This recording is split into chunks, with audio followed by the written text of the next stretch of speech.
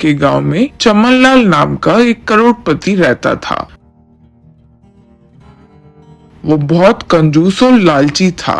वो उस गांव का प्रेसिडेंट भी था। गांव की तरक्की के लिए जो पैसे आते वो उन्हें छीन लेता था।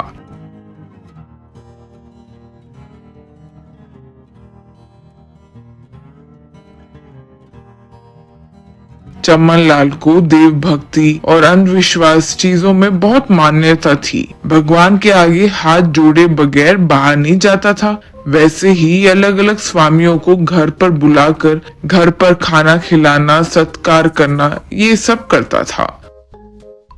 उसे जानवरों का शिकार करना बहुत पसंद था, इसीलिए जंगल में जाकर कभी कभार बंदूक से जानवरों का शिकार करता था।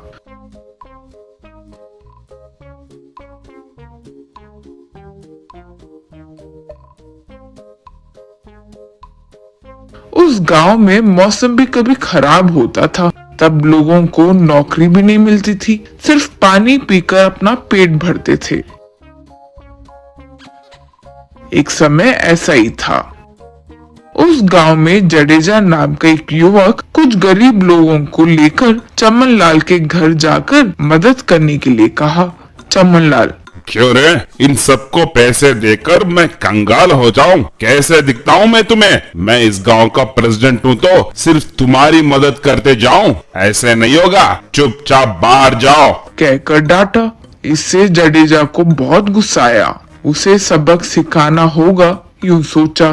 तभी अपने मित्रों से मिला। उनका एक बड़ा ड्रामा कंपनी हुआ करता था। उन सबको जडेजा ने जो कहा वो सुनकर बहुत गुस्सा आया। तब एक दोस्त, वो गांव के पैसे खाकर जब गांव में मुश्किल आती है तो परवाह नहीं करता। इसे सबक सिखाने का आइडिया ध्यान से सुनो, कहकर अपने प्लान को सबको बताया।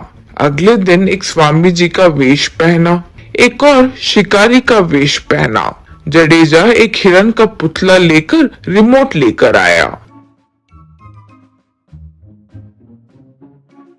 स्वामी जी का जो वेश पहना और जडेजा जंगल आए।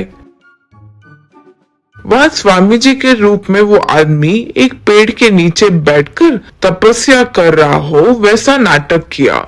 जडेजा वहां एक हिरन के पुतले को रखकर रिमोट लेकर पेड़ के पीछे छिप गया। शिकारी का वेश पहनकर जो आदमी था वो चमनलाल के पास आकर, श्रीमान, मैं एक शिकारी हूँ। जंगल में आपको कई बार शिकार करते देखा। आपको हिरन का शिकार करना बहुत पसंद है, ये पता चला। लेकिन अब तक आपको एक भी हिरन नहीं मिला। यूँ बताए, मैं अभी जंगल में एक हिरन को देखा। मेरे साथ चलोगे तो दिखाऊंगा। यूँ कहा चमनलाल। शाबाश शाबाश, तुम मुझे बहुत पसंद आए रे। हिरन को मारने की इच्छा अब जाके पूरी होगी। चलो चलो, यूं कहा।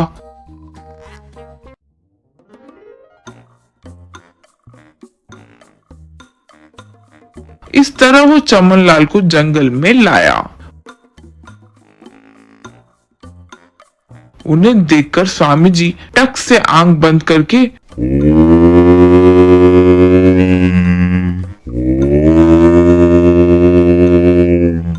यूं तपस्या करने का नाटक कर रहे थे। जडेजा रिमोट से हिरन को चला रहा था। शिकारी चमनलाल को वो हिरन दिखाया।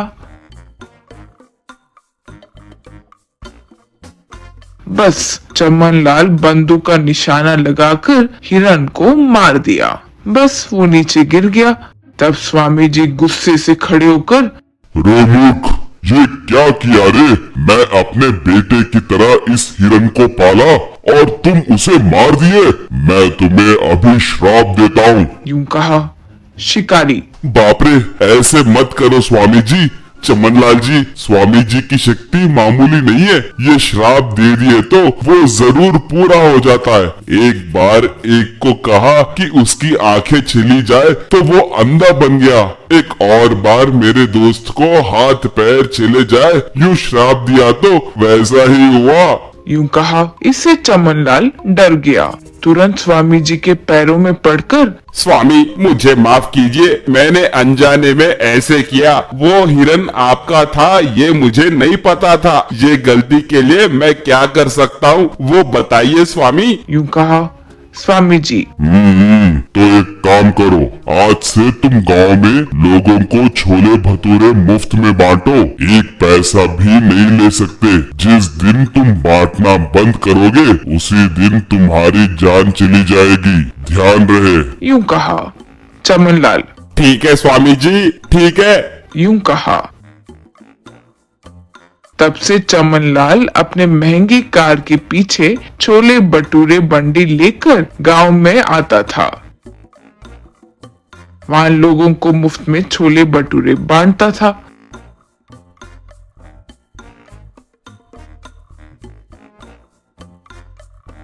उनके प्लान की वजह से